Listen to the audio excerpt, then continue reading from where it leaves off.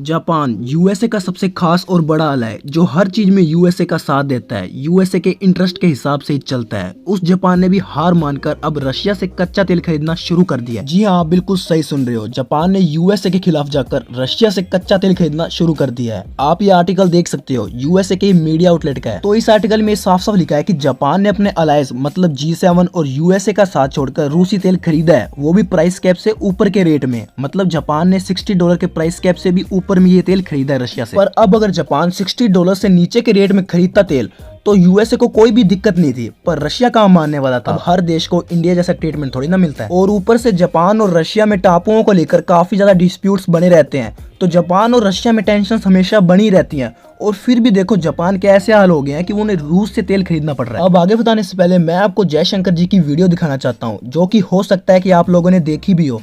पर अब जब जापान ने रूसी तेल खरीदना शुरू कर दिया है तो इस वीडियो की वैल्यू और भी बढ़ जाती है।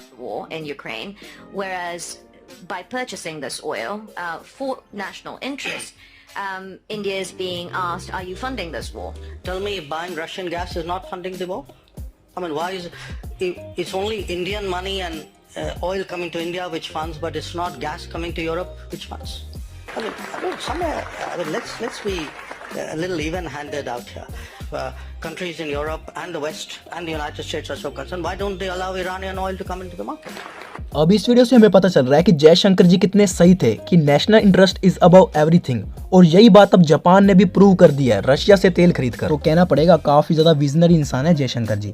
पर अब आप कहोगे कि जापान ने क्या सच में यूएसए को धोखा दे दिया है? और तो और इस हिसाब से तो जापान खुद को भी धोखा दे रहा है, क्योंकि ये दोनों देश एक दूसरे पर सैंक्शंस लगा चुके हैं। दोनों देशों के पीएम एक दूसरे के देश में नहीं जा सकते हैं, जेल हो जाएगी इनको। और फिर भी जापान रशिया से तेल खरीद रहा है, ये क्या है? बस इसीलिए आपको वो वीडियो दिखाई थी कि आपको समझ आ जाए कि जब नेशनल इंटरेस्ट देश के हित की बात आती है तो हर चीज देखनी पड़ती है। कई चीजें बुलानी पड़ती हैं तो कई चीजें अपनानी पड़ती हैं। पूरी बात ये हुई है कि जापान ने पहले यूएसए से बात करी कि हमें सस्ता ऑयल और नेचुरल गैस चाहिए, क्योंकि कनाडा से हमें कोई भी हेल्प नहीं मिल रही। तो हुआ ये है कि जापान ने पहले कनाडा को कहा कि जैसा कि हम रशिया से क्रूड ऑयल नहीं खरीद रहे हैं तो आप हमें मार्केट रेट से कम प्राइस पर ऑयल एंड नेचुरल गैस दोगे, क्योंकि अब जापान की भी तो अपनी जरूरतें हैं, उनको भी तो अपनी इकोनॉमी देखनी है। तो कनाडा ने जापान की कोई भी हेल्प नहीं की। फिर जापान ने यूएसए से कह दिया कि अब हम रशिया से तेल खरीदने वाले हैं।